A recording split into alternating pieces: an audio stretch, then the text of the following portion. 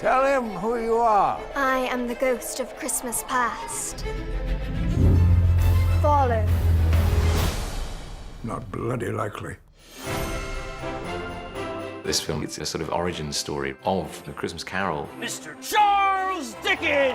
Dickens was a rock star of that time, but falls from grace. So he's had a couple of flops. Oh, well, who hasn't? He was sort of going through a midlife crisis at 32. My lamp's gone out. I've run out of ideas. He has hit a bit of a blank. The pressure was really mounting, and he's got young children. He was overspending and yet was concerned about dwindling finances. What about an advance? You have a new book in mind? It's about a miser. On Christmas Eve, he meets some kind of supernatural guides. Does it have a title? Humbug, A Miser's Lament. Christmas ghost story, Christmas song, Christmas ballad, something like that. Even if you'd already written it, we couldn't possibly get it illustrated in only 6 weeks.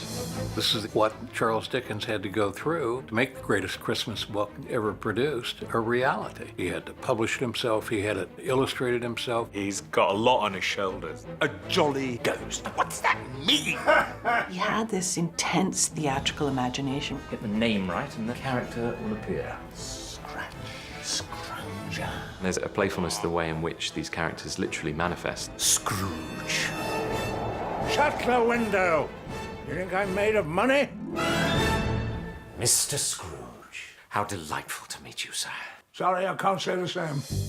Dickens talked about the characters in his books being more real to him than people he knew in his life.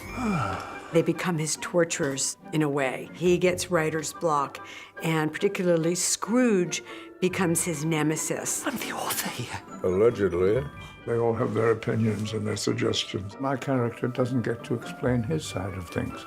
So I've taken the liberty of writing a short speech. No.